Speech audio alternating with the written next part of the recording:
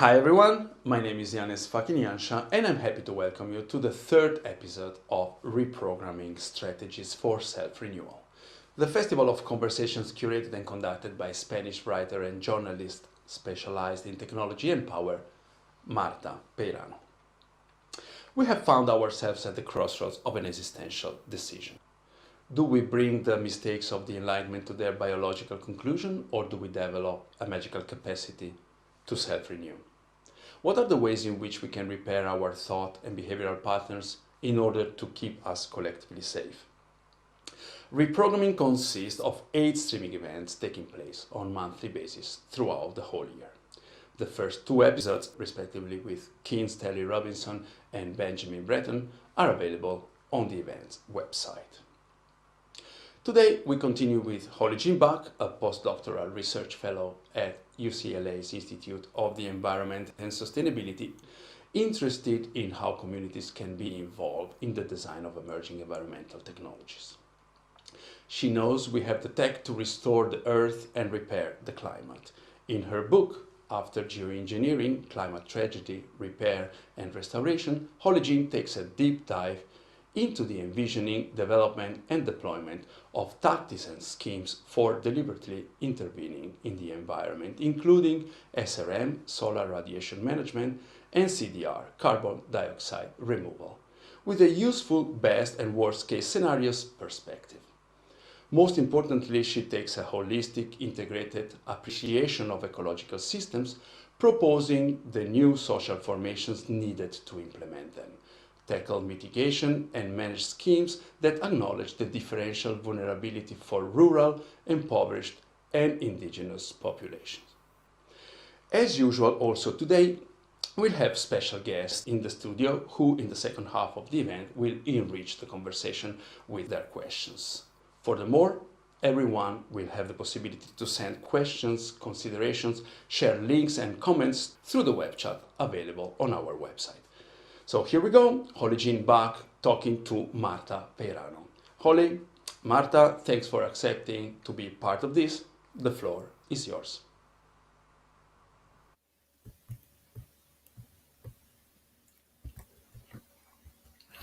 Well, hi, and thank you, Janice.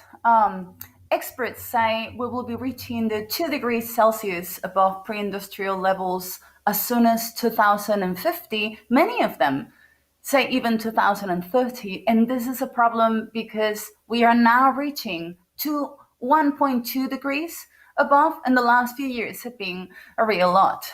Even before the pandemic, there was the crazy hurricanes in 2017, then the unprecedented heat wave in 2018, and then came the crazy earthquake season in 2019. Then there was the California fires of 2020, where 2 million acres were lost. And after that was the Australia crazy wildfires of 2020, where as much as 46 million acres were lost, and as much as 3 billion, with a capital B, animals were killed or lost their habitat. We have run out of ways of declaring that was the worst environmental disaster in modern history, and we have finally noticed that it is getting worse and that it's happening much faster. But we were supposed to cut global emissions by 7.6% every year for the next 10 years. And even in 2020, even last year, pandemic year, we only managed to cut it by 4.2%, which is, definitely not enough. I believe this is the reason why even the radical left is warming up to the idea of climate technologies, and one of the many, many good reasons why we have here today Professor Holly Jean Beck. Welcome to you, Holly. Hi, Marta. So glad to be here. Very, very good, big pleasure to have you. So is this why you wrote After Geoengineering, Climate Tragedy, Repair and Restoration? Have we finally run out of options or run out of time? No, I think it's important to say that we're not out of options. It's more clear than ever what we need to do. The challenge is that we have to build renewable energy infrastructure at basically unprecedented rates, but it's possible. And so on one hand, we're at this really exciting moment where the tide is turning against fossil fuels. Investors are rejecting them. We've had a lot of statements, even from high-level officials, that coal is done, gas is on its way out even. So we're at this point where the mood and the sentiment is changing. I mean, effectively, fossil fuels are discursively canceled. At the same time, we need the material reality to match this changing sentiment. And right now we still have this production gap. There's a report you can all read called the Production Gap Report. And so it looks at this gap between what countries and companies are planning to produce and what's needed to stay with this 1.5 degrees Celsius pathway. And so countries would need to decrease fossil fuel production 6% a year over this decade. But they're currently planning to increase production 2% a year. And so there's this divergence that grows. So even though we've kind of had this realization socially and it's rippling out into investment, it still isn't quite there yet. So I don't think it's safe exactly to bet on this renewable future unfolding the way that we want it to. It still might. It's just not a certain thing. And the other thing is that we need to rapidly reduce emissions, but we also need to remove carbon from the atmosphere. So why do we need to remove carbon dioxide? Basically, there's two main roles for removing carbon from the atmosphere. One is to compensate for some small amount of leftover emissions. So probably we've all heard about these net zero targets. Net zero means some amount of positive emissions that are balanced out by some amount of negative emissions. So the carbon removals generate the negative emissions. And this is rightfully a contentious idea. But the fact is that some sectors, we just don't have the technology yet to fully decarbonize them. The other reason why we need carbon removal is to remove the emissions that are already up there from all these decades of emitting. So the Intergovernmental Panel on Climate Change in 2018 put out this special report on 1.5 degrees. And it says that to maintain 1.5, we would need to remove between 100 billion tons and 1 trillion tons over this century. So, there's 1 trillion tons out there creating warming, creating climate chaos. We have the technology to move that carbon from the atmosphere into the geosphere, but it's not going to be easy. It's going to be all hands on deck, as they say, to do that.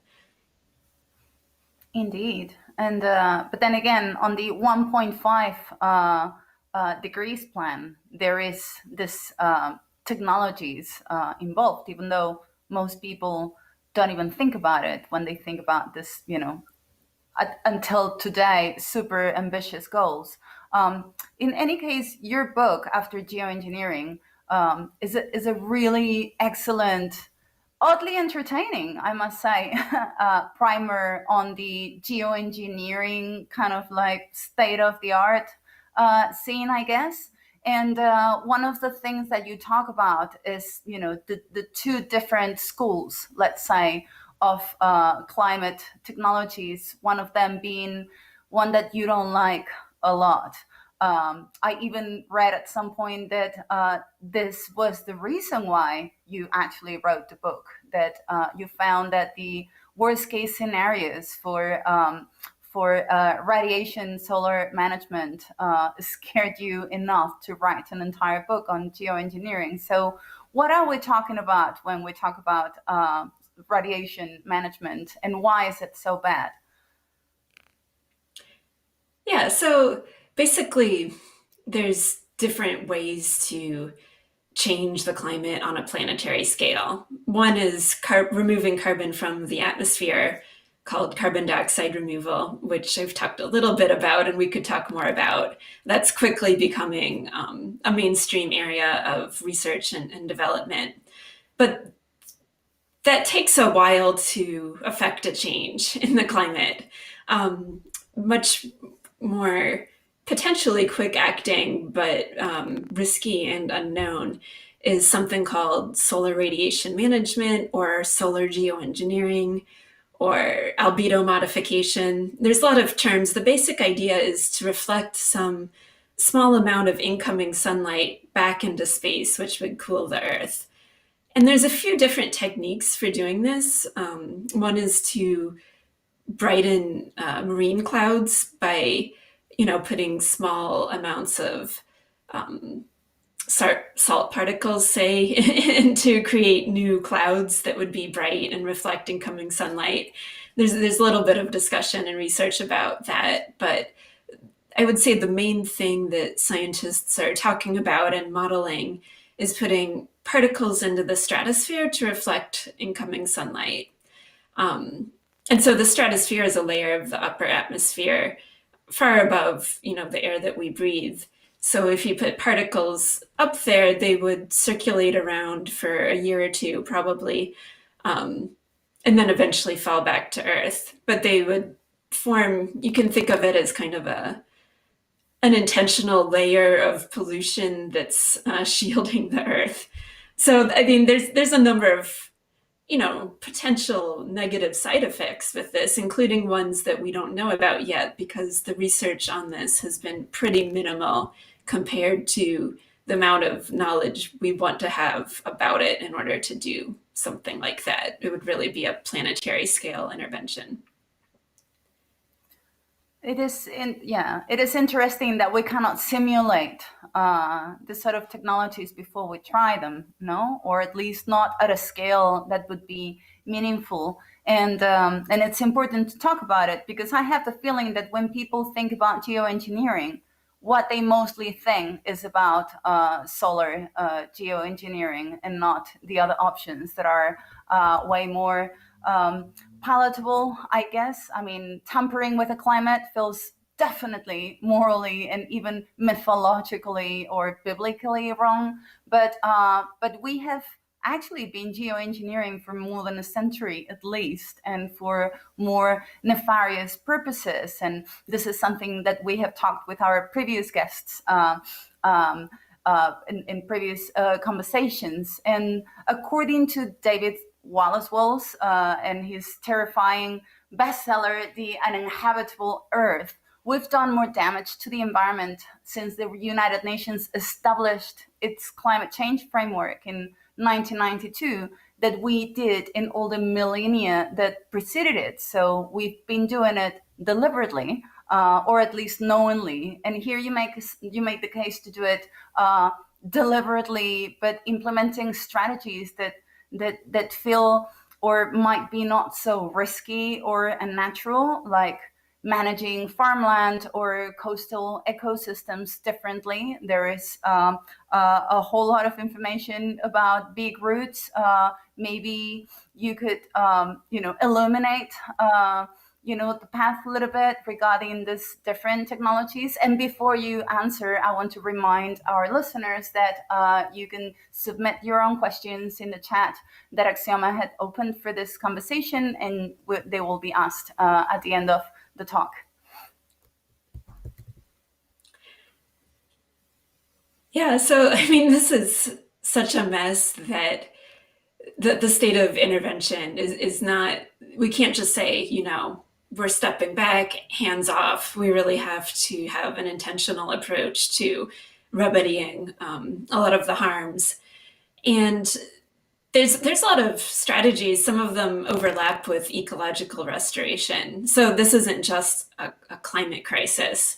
It's an ecological crisis more broadly. And if we're just focusing on, carbon flows, we'll miss some of the other dimensions of it. A big part of it is revisiting how we grow food. So regenerative agriculture is something that a lot of people are excited about because we've lost so much carbon from our soils over, centuries, but especially much more recently from how we cultivate crops. But we know how to farm in ways that can put carbon back into the soil. So there's a lot of programs right now looking at how to compensate farmers for changing their practices in order to do that. Those are things that are fairly well known and simple. No-till, cover cropping, these sorts of things. But that will have like a limited scale. It's part of the puzzle, but it's not the silver bullet, right? We also need to, plant new forests, conserve our wetlands so that more carbon can be stored in wetlands.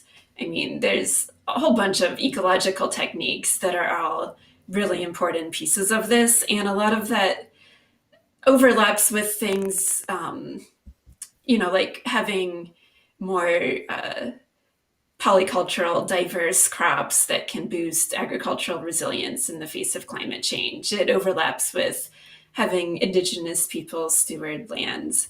I mean, there's a lot of objectives that can be met, once we stop thinking about just carbon and think about, what's fair, what's just for really restoring how we work with the earth. I mean, agriculture, but also thinking about, adaptation to climate change at the same time. And there's a ton of organizations working on this. It's pretty exciting right now. Yeah, I mean, I could go on and on about that, but the thing that's unfortunate is that we've put so much carbon into the atmosphere that nature just can't do this work all by itself. The scale of the carbon pollution is more than what the biosphere can naturally soak up. So for that reason, I think that, and many people, many analysts would say that we also need industrial technologies to remove carbon from the atmosphere as well. Yeah, I mean, that's, I guess, for the worst part, like this new technology-based carbon sinks, they're called, no? That use a variety of industrial and chemical processes. I think one of the main ones happens to be in Europe, in Switzerland, and it's a very interesting project that is right now losing a lot of money. I'm hoping that this will change after this pandemic experience. And you think this kind of technology should be implemented very selectively and maybe even temporarily, no? Only with some like hard to decarbonize products, like, you know, you mentioned before, if we're talking about cement, steel, plastic, aviation fuel, that have no zero carbon replacements, or until they have them, or we learn not to need them so much. Because even in the best possible worlds, like all these different materials will still make up to 20 to 30% of emissions. Is that correct? Well, I think it can really be much less than 20 to 30%. And I think people have slowly been changing how they think about this as new technologies become available. So, I mean, the question is, what's really hard to decarbonize? Why can't we go to absolute zero? A lot of organizations are calling for the true zero or the real zero. And so basically, people used to think, I mean, let's say it this way, it's always going to be a political and an economic question at the same time as it's a technical question about what's really hard to decarbonize.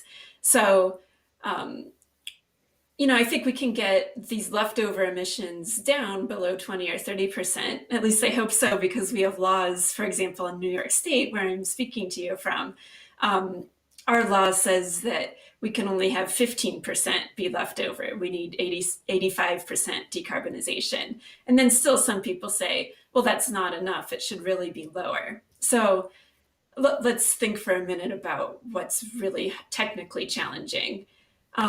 Basically, you can think about four main buckets. One is electricity. So we know how to generate a ton of renewable energy.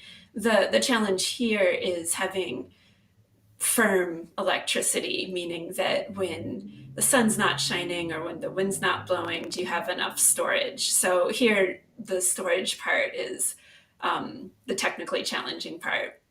But, you know, there's more ideas about how to do this. Some people are thinking about green hydrogen as a way to fully decarbonize the electricity sector. On the other hand, that's still some local air pollution from combusting hydrogen. So this is one area that's challenging. Another is industrial emissions. There's just some industrial processes that require high temperature heat. But a lot of these can also be, you know, carbon capture and storage has a really important role for decarbonizing the industrial sector. So that those are difficult, but actually possible to decarbonize all the way, I think. The other things, though, are transportation and agriculture. Transportation, of course, we have electric vehicles and a lot of ambitious targets and bans. And I think for cars, it's possible to fully decarbonize, but long-haul aviation and shipping are still technically difficult.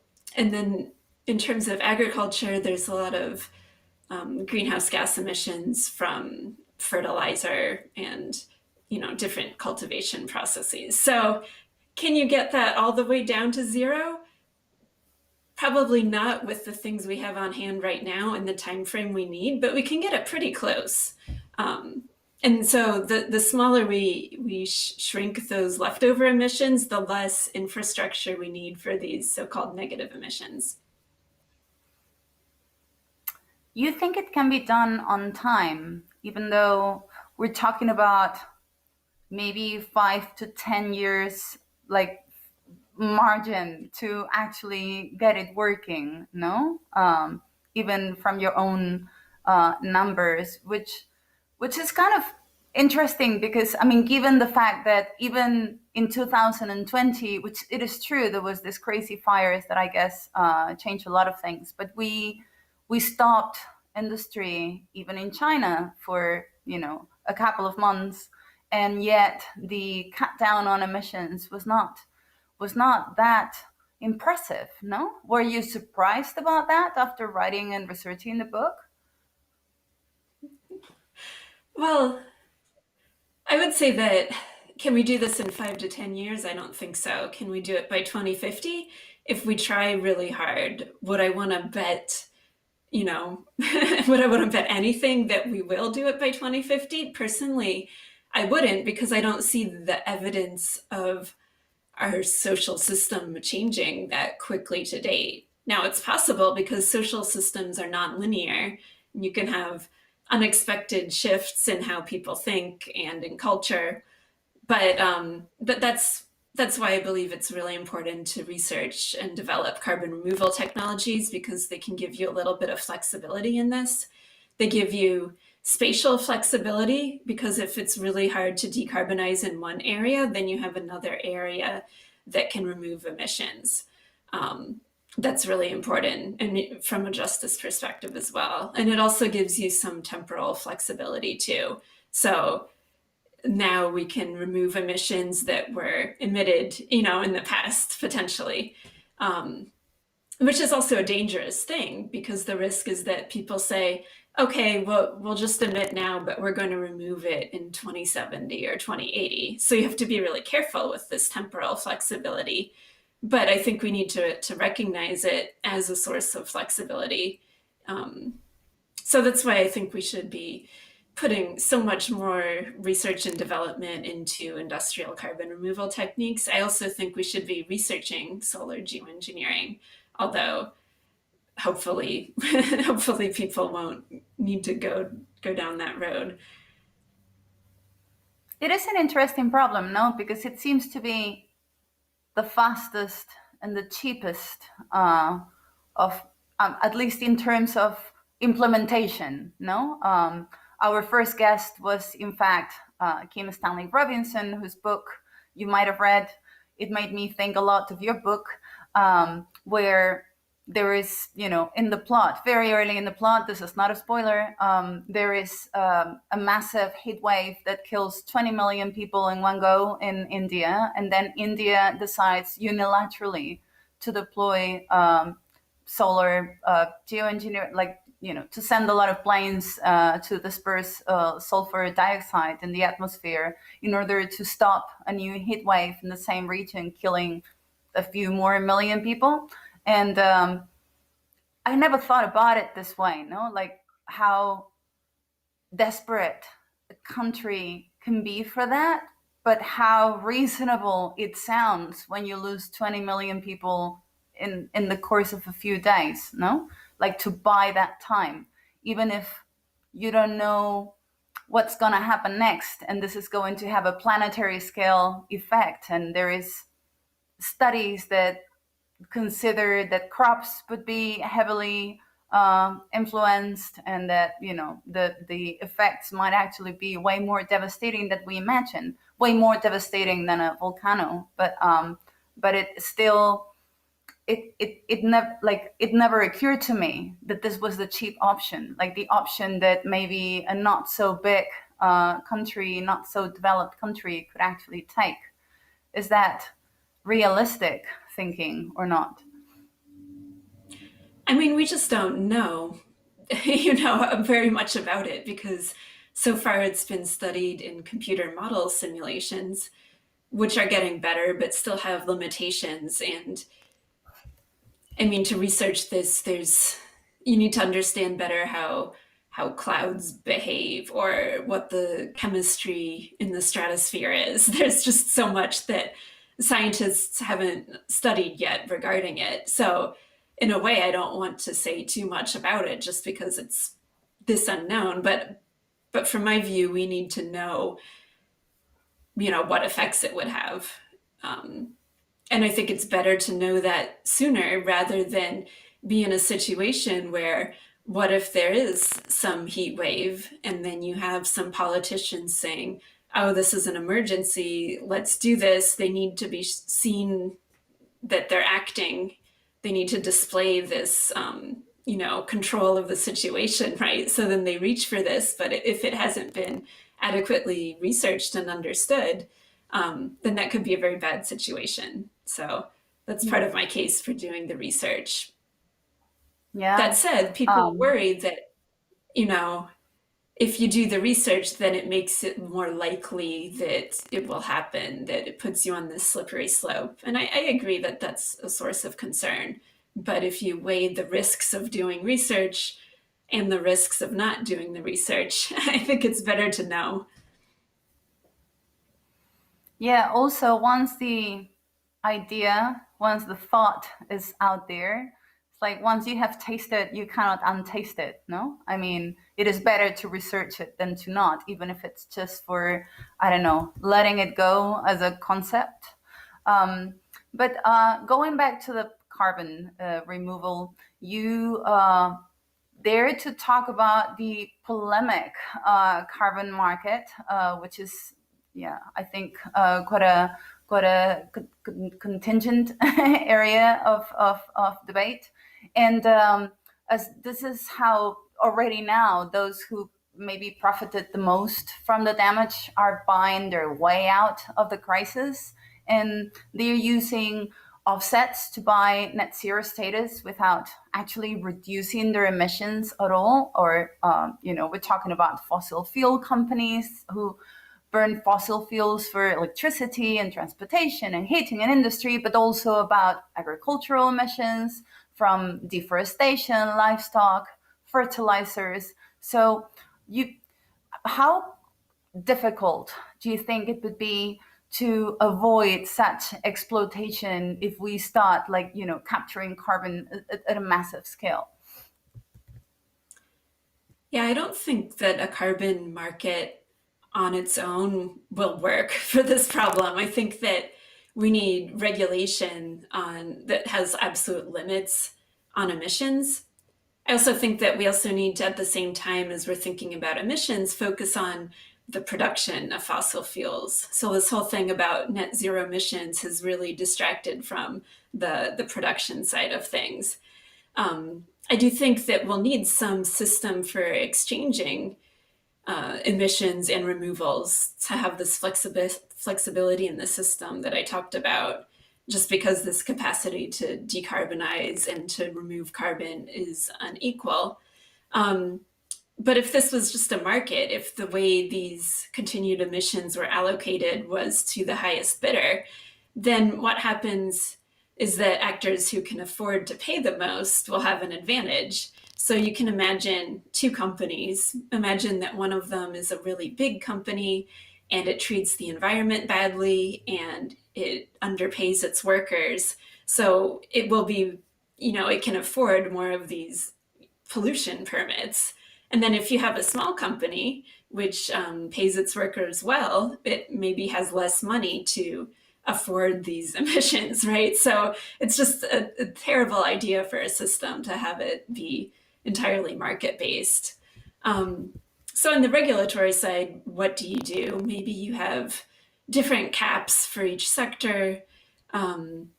There's been a lot of cap and trade systems discussed, and this is how a lot of markets work already.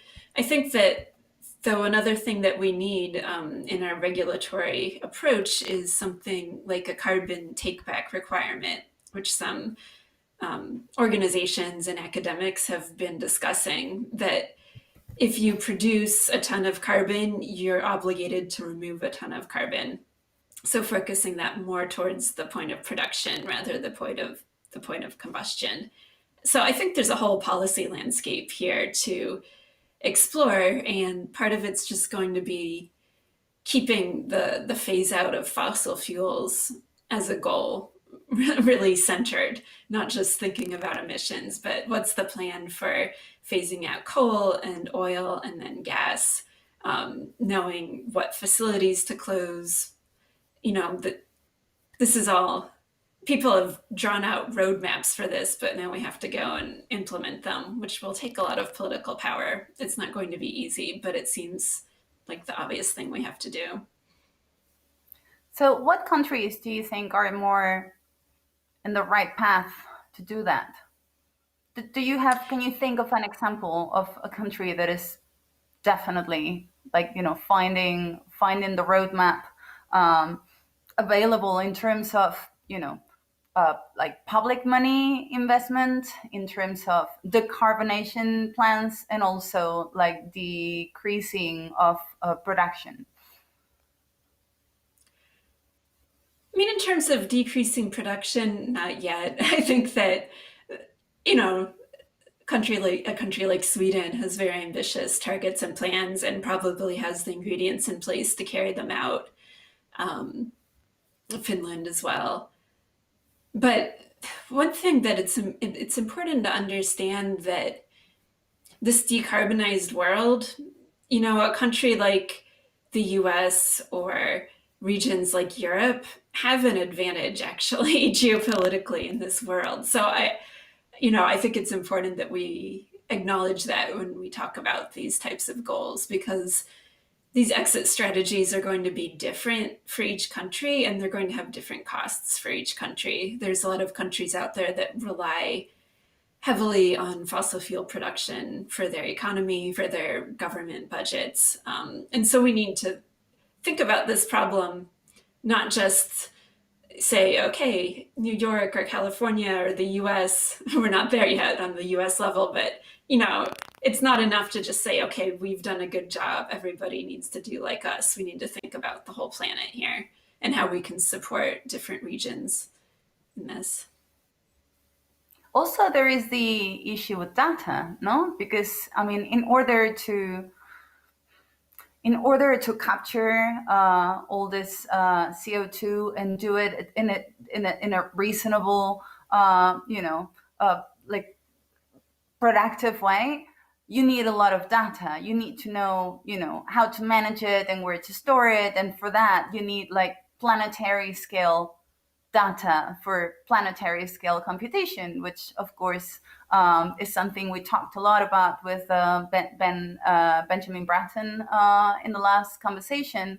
And there is this problem that most of the data from satellites, etc., happens to belong to certain countries and not others. No, like the States, I assume China, and definitely Europe, but maybe the rest of the planetary community is not in possession of enough information in order to do these things properly.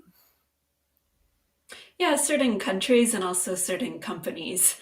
In some sense, I'm more worried about that because, some of these satellites do have, if they're publicly run, have publicly accessible data sets.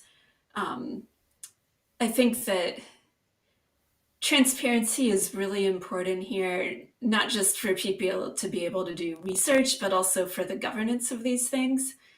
So, for example, if a company claims that it's sequestering some amount of carbon, there should be a publicly accessible record to be able to prove that. And we don't currently have that. And so we had some issues. For example, in the US, there's a tax credit that companies can get if they put carbon dioxide underground. And a lot of companies were improperly claiming that tax credit.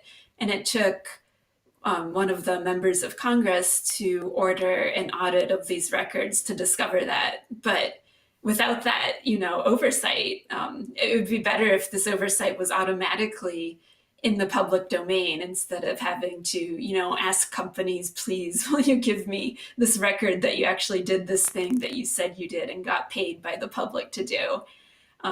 So I think we could have that. I think it's one part of this, creating data as public infrastructure project more broadly. Yeah. Yeah, also very specific kind of data, because one of the other things that we were discussing with our previous guests was precisely that this movement to take back the data from Facebook or Google or Amazon, etc. I mean, it is good and all, but definitely not the kind of data that we need for that. No, I guess we're thinking more the kind of data that is being collected by the new platforms of precision agriculture, for instance, which is a topic that fascinates me, like all this satellites looking at your crop and your use of water, and all this small farmers and people from, I guess, a small agro, uploading their data into their system, so they know exactly who's growing what and what products are being used for it and all that. Like, I guess that kind of data would be useful, because agricultural emissions are a big chunk of the problem, aren't they? And the other one that I guess we are more reluctant to let go of. Yeah, I mean, that data could be a public good in a lot of ways, but it's also important for the farmers to retain some control over their own data too. So I think about that, and then think about, forest carbon monitoring, all of this.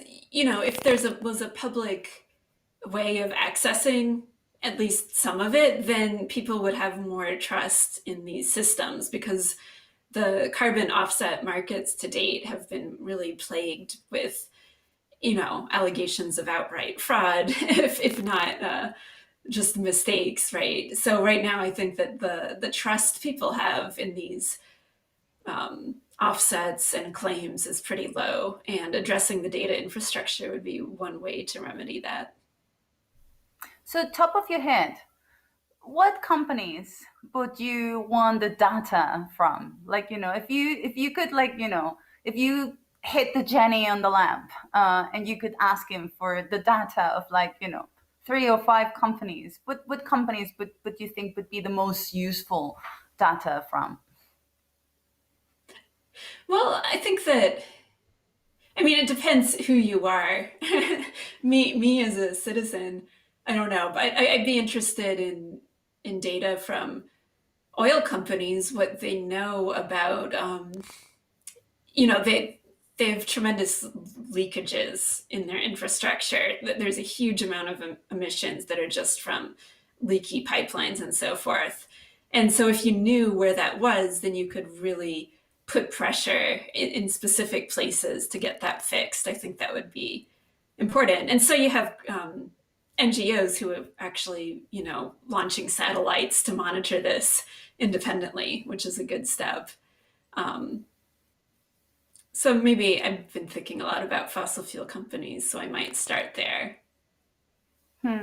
It's funny because it's the same problem with water, no? Like, we think about, not keeping the taps open and not watering our lawns, but most of the water is lost through leaky pipes, leaky pipelines from big infrastructure. So yeah, I guess sensors in the pipes would definitely be a very, very useful infrastructure. And before I go to my next question, I again want to remind the listeners, the viewers, that you can ask your own questions to Holly, and we will read them at the end. But now I want to talk about social justice, not only because the countries and companies who have wittingly, as we said before, ruined the planet seem to be the ones in possession of the technologies and the resources and the data to deploy most of the strategies. But also, you point out how most of the research and campaigning and voting for this radical technologies comes from big cities, while most of the implementations and changes will be endured by the rural world. So you propose to resolve this, conundrum, to unknot the situation, what you call collaborative geoengineering. So I guess not a feudal model of decarbonization. Sorry, Spanish, but like more of a global, independent, decentralized one. So super ambitious, but can you describe like the main lines for that? How would they be? Like, what kind of entanglements do you imagine? Yeah, I'm influenced by my research in the central United States. in rural areas, where I've spoken to a lot of people who just feel left out from this whole vision. They might not understand or believe in the need for it. They might be on board with it, but still feel like their interests and concerns aren't addressed. So that's a big challenge, because we really need a lot of land for renewable energy, for wind and solar, as well as transmission lines.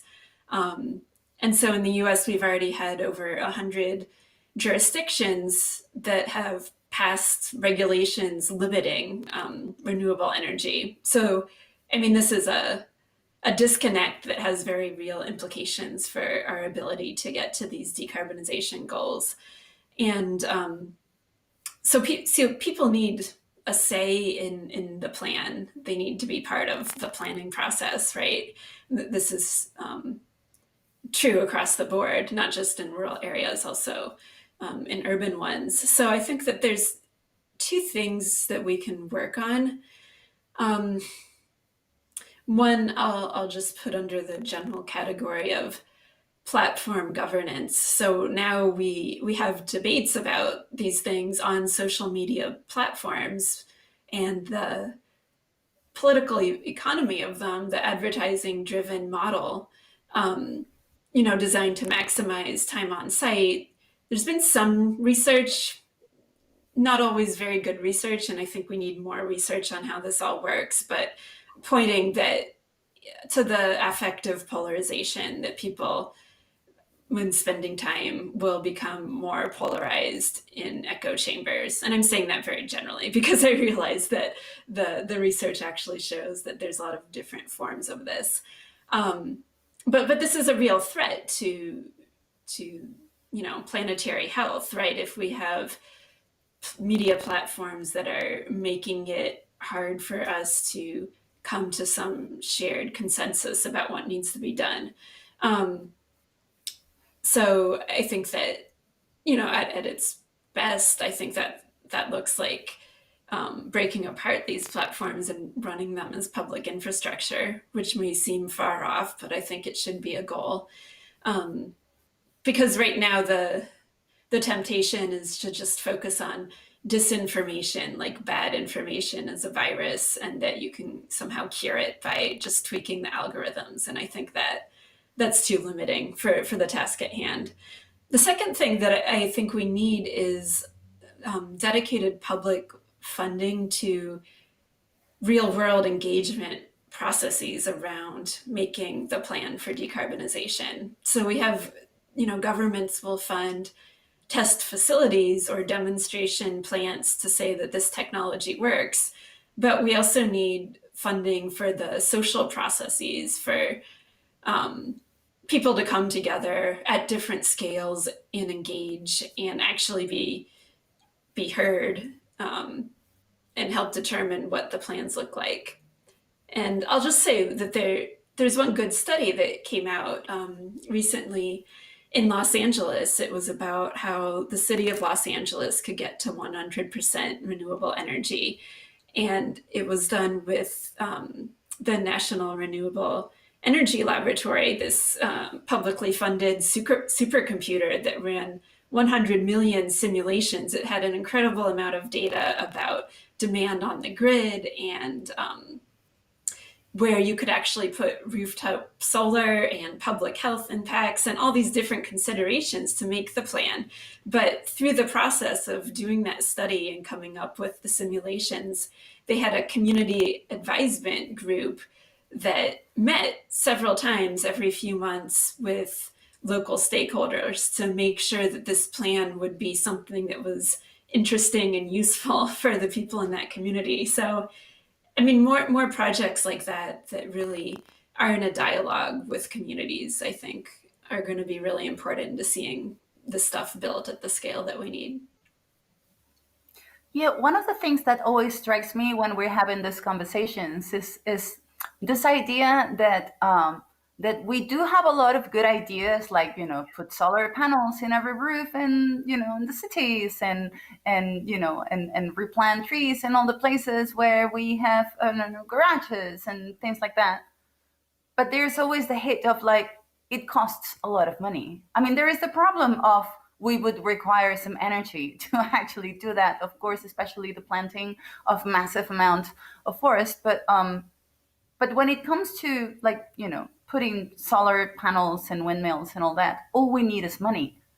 And one of the things that the pandemic has made me think a lot about is at the beginning how everybody was talking about how the pandemic crisis was very bad, but then the economic crisis that was coming next would be worse because we couldn't stop for a year whatever we were doing without the whole world collapsing. And I kept thinking how weird it was because, I mean, the virus was something we couldn't control, but the money is just something we agree on. It's just, a bunch of databases updating at the same time, no? Updating in unison. So this idea that we can't really, take our most ambitious plans, like putting solar panels in the cities, etc., because it's so expensive when we're looking at a future of total devastation in the next 50 years. I find that completely mind-boggling. Like it's something that I can imagine when you're like deep down in the research, like you are, must be particularly annoying. No? Yeah, it's like we just I'm always afford to shocked. pay for No, I'm just always shocked by how actually low some of the cost estimates for these things are. I mean, the money is really not the problem. The problem is the social license and the support. The cost is, respectable, but totally doable. There's a study in the US that for this net zero America vision done by Princeton. And I think that the price tag for the next 10 years to get this started was about 2.5 trillion, maybe 2.7. I forget the exact amount, but between 2 and 3. And so we had, recently we spent 1.9 trillion on infrastructure, on top of other coronavirus stimulus payments. We have our Biden administration putting forth a 2 point something trillion dollar infrastructure plan. So these are figures in line with what we've already spent and what we could spend. I know that the US is in something of a special situation because of the way it's this reserve currency, and not every government's in a position to simply print more money. But still, I do think that the costs of this transition are bearable. And so really it's just the political will that's the obstacle. or at least more bearable than climate change.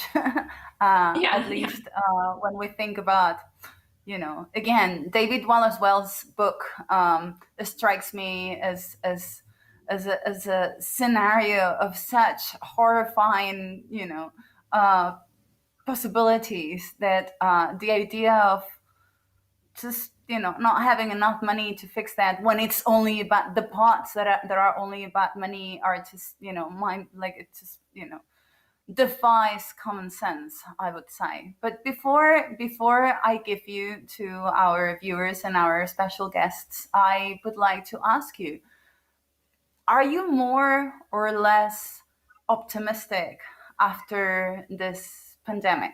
Like, I guess in the States, a lot of things have changed. But do you feel that this event, which is a climate event, too, has changed our will towards a better arrangement regarding carbon dioxide and energy and carbon production, etc.? Do you think we are better than a year ago? No, I don't. I think that, I appreciate that we're now in a paradigm where we may be willing to do public spending on crises. So that's that's one good thing. But I think we're also in a situation where we're going to be more polarized about anything involving individual restrictions, and so that could be a shame. Yeah, it's a complicated question. I don't think we're in a better place after it. I am so sorry to hear that. I thought of all people, Americans would be definitely way more optimistic today than a year ago. But I guess on the surface, it seems that a lot is happening. But then on the background, even in Europe, we're also noticing that lots of this stimulus packages for green new European Green New Deals are going to the same hands that we were talking about before, big energy companies, etc. But now I must reluctantly give you away to our special guests in Ljubljana, and so there you are. Hello. You mentioned social transformation and that the relationship with Earth has to be transformed. And I personally believe that stopping global heating and 1.5 degree or 2 degrees is doable. But I'm asking myself, is this society can do it? Because, well, this is my core question for last year, looking around the world, and I'm asking myself, is this really the best that humanity can perform? Well, we can hide behind, yes, political decisions. This is obstacle, obviously, but humanity as a whole, is this really the best we can do? And we seriously lack responsibility and wisdom and respect, which is the key word for living together and living with Earth. And the question for you, because you are environmental sociologist, is how do you see personally what is necessary to overcome this gap between current prevailing state of mind and this ideal human society or state of mind that would be able to do this? What is necessary, not what is politically agreed, but what is necessary to do it soon?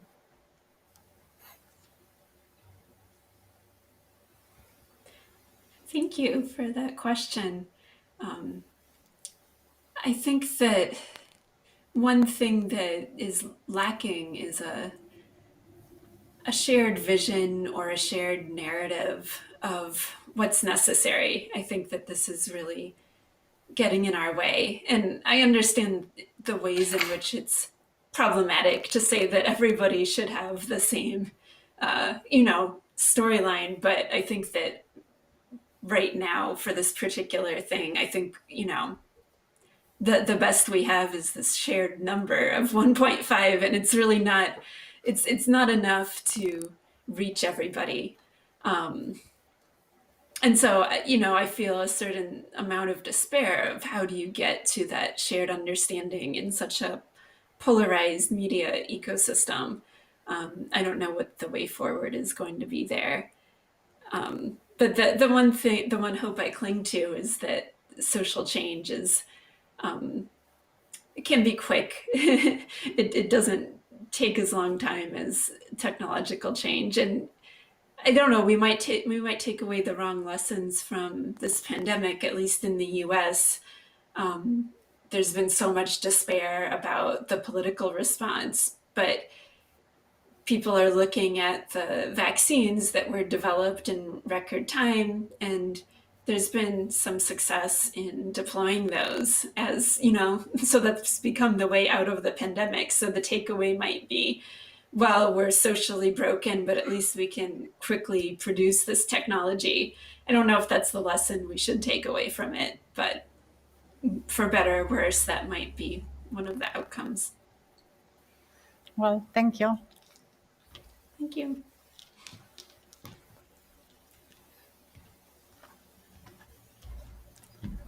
Hello, I would elaborate on the last two questions. Why don't we proclaim climate change as crisis? And then we all know how crises are solved with a large, enormous amounts of money so far. And now, can we use this momentum of COVID when countries are trying, at least, to coordinate their actions? Trying. But I see a problem in this post-COVID recovery. All countries are saying we have to develop and we have to raise our GDP. How does that align to, I don't know, carbon removal projects that are not really lifting the GDP of countries? Thank you. Thank you.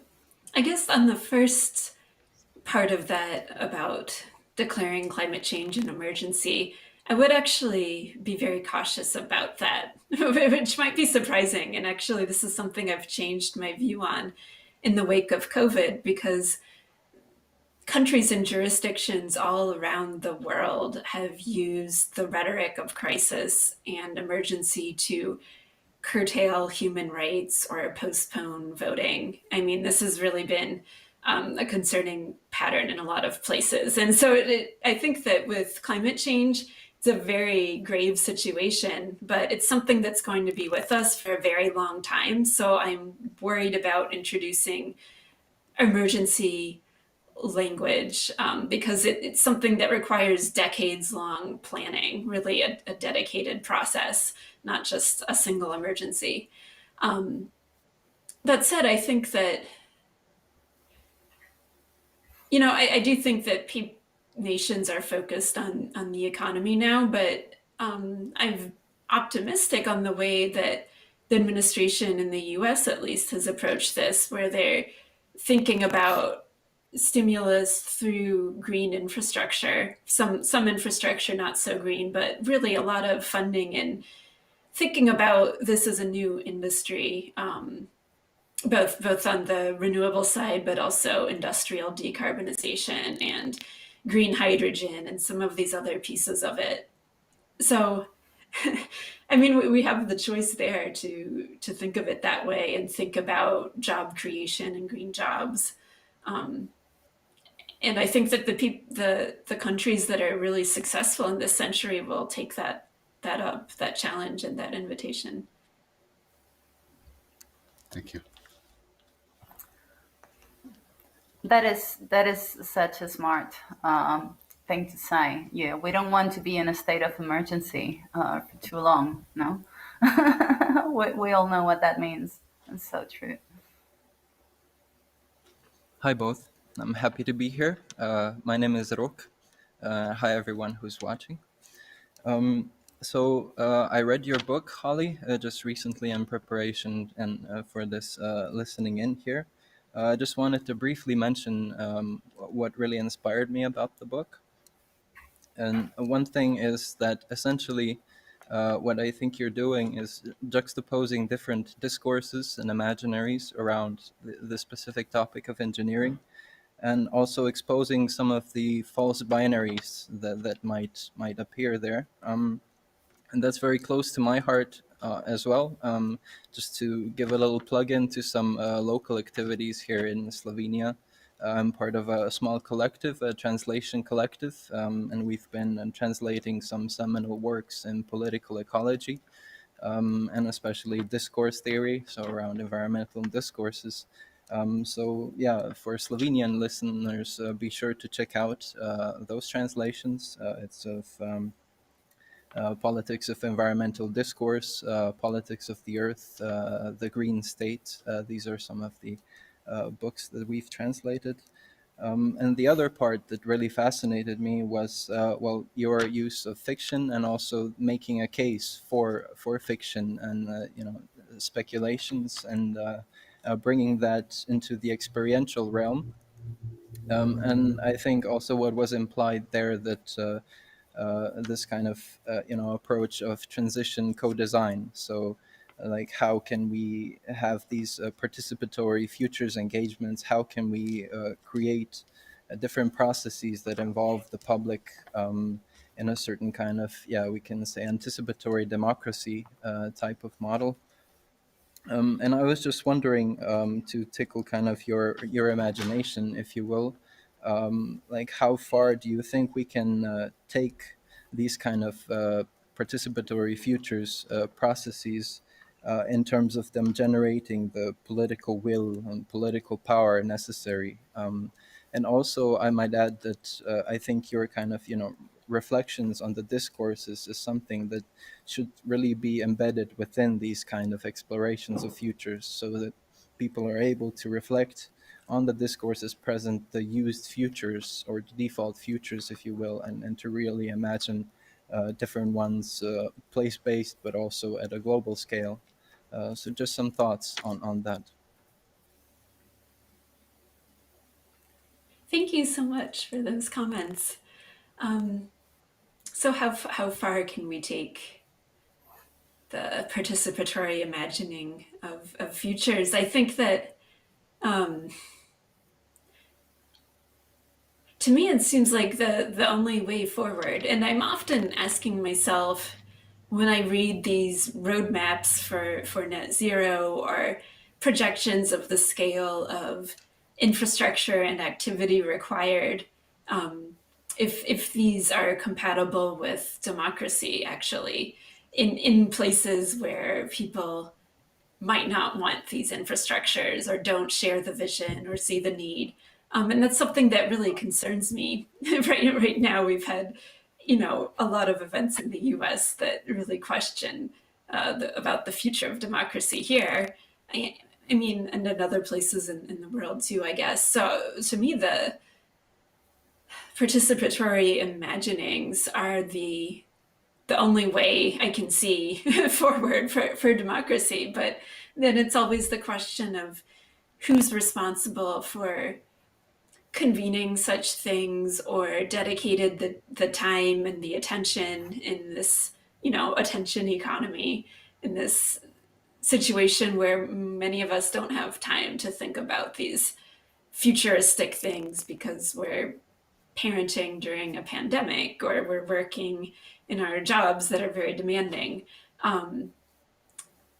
So am I hopeful about it? I have to be hopeful about it. How far can we take it? I don't know, but I know that we've really only scratched the surface of it. And if we can solve it with regards to climate change, it'll be the same technology, same social technology, same processes for solving these other challenges that we have. So it's not applicable just to climate change. It's kind of figure it out in this domain and apply it to economic and racial justice or the other really pressing things that we have to navigate through this century. Thanks so much. I'm very glad he mentioned this. And while we wait for Nedja to introduce the audience questions, I was wondering, as I was reading the book, because you have chosen this choose your own adventure kind of style, which I thought it was a bold and amazingly engaging manner, I guess, of writing about a topic that is in general quite rough to digest. And I was wondering, have you ever thought or have you been offered to even make a video game with this? Because, there's been a number of video games, for instance, in the field of disinformation. There was this Cambridge video game called Bad News, where you play a tycoon for a disinformation agency like the IRA or something like that, and you learn to disinform. And I have used it often as a workshop tool for people to learn to recognize this information when it comes to them. And so I thought the second time around about your book and the possibility of turning that into a video game. I think it would be terrifying, but also engaging and definitely very informative, no? Like a civilization style video game. Have you got offers? Is Epic looking at us right now? No, not yet, but I think that would be great. You know, when I lived in Los Angeles, I used to occasionally talk to screenwriters who had some geoengineering plot in mind, but usually, sometimes it was a very typical sort of plot. So I think something more interactive and exploratory would be really warranted for this topic. Yeah. Hi, 𝗫𝗫. How are you doing tonight? Hi, Marta. I'm doing great. How are you two doing? I'm good. I'm glad to see you. Glad to see you too. Thank you both for this interesting and important discussion. And as always, thanks to our online audience posing so many questions in the chat. We have selected 3 questions today. The first one coming from a person with a very relevant username, @0, and they ask, developing new technologies for carbon removal could imply the continued production of it. In this light, could CDR be seen as a way out for polluters? Definitely. Yeah, I think that's the clear danger and probably the default path unless environmentalists and other people engage with the future of this technology. If it's just capitalism as usual, developing it without strong policy action and a different kind of social imagination, then I think it becomes this discursive way out for a couple of years until people realize that it's not really being built at the scale required, and then it just kind of fades away and we're in a deep climate crisis. So, then the question becomes, what do we need to do to keep it from becoming that? I think that we need to talk about phase out and to talk about policy designs for carbon removal, like this carbon take back requirement that would keep it from becoming that. Thank you. Our second question comes from Laura. They ask, what is the cost of developing new CDR or SRM technologies going to be, and more importantly, who is going to bear it? Yeah, I think that, so the cost of developing them will be primarily the public sector and early stage investors and philanthropists, but the cost of actually deploying and using these technologies will be far vaster, and it's really a policy design question. So, for example, removing carbon directly from the atmosphere with demonstration scale direct air capture plants might cost around $600 per ton of carbon, which clearly isn't sustainable, but analysts are looking for that price to come down with economies of scale, with learning by doing and maturation of the technology. And so some people are looking more at this $100 to $200 per ton of carbon range, hopefully near that low end. And once you have that, that's roughly in line with a lot of the carbon prices now. I know that the EU's price on carbon is at a record high right now, I guess something around 45 euros per ton.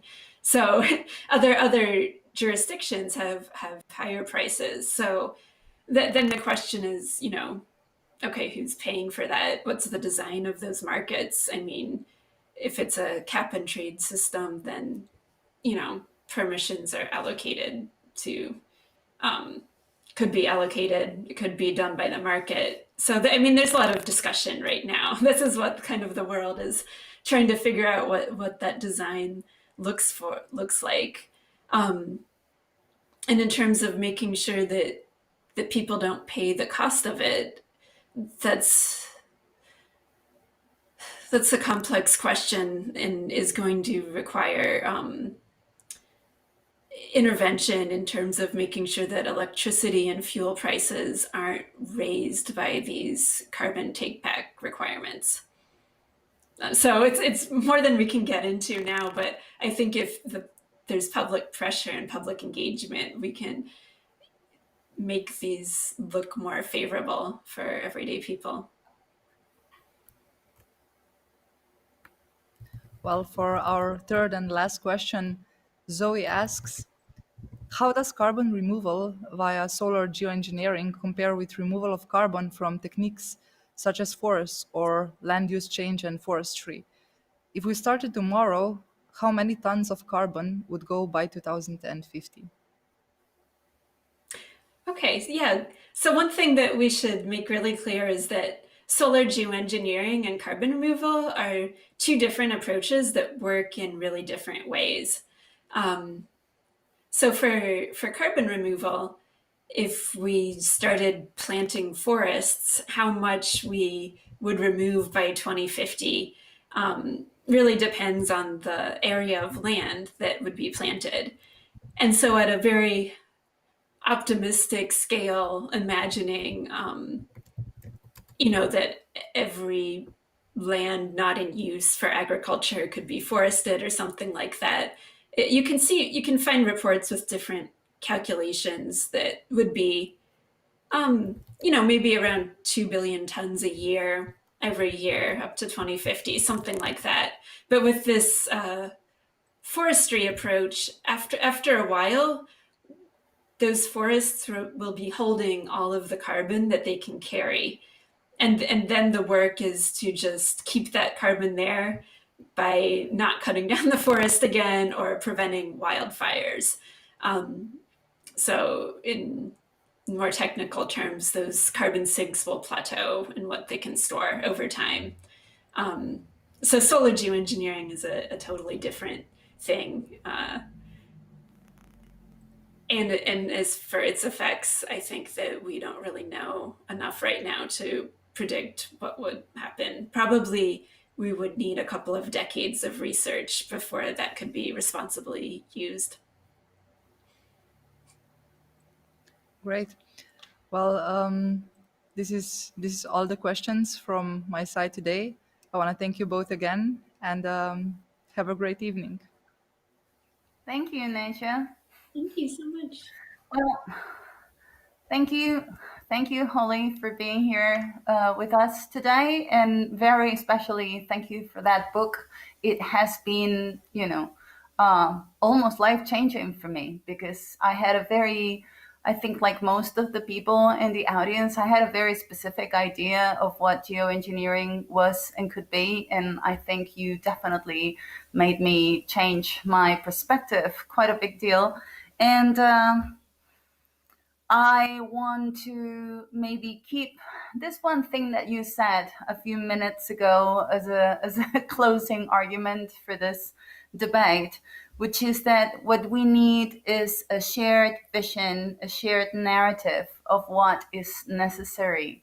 This is something that we seem to have a lot of trouble with, that should not cost a lot of money, but definitely there are technologies on the way right now. And I do agree with you that we should chop them up and make them public. So thank you again for your amazing expertise and your generosity and your time. And I'm so looking forward to read your next book. Thank you so much, Marta, and everybody who asked questions. It's been a pleasure.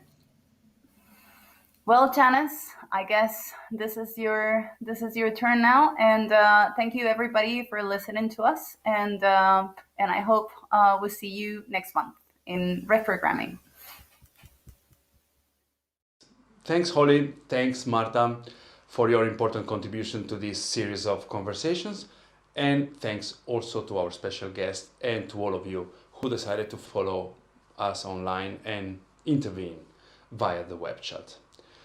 Finally, a special thanks goes to all those who made this episode possible by acting behind the scenes, the entire staff of Aksioma Institute for Contemporary Art Ljubljana, and the technical crew of Kino-Šiška.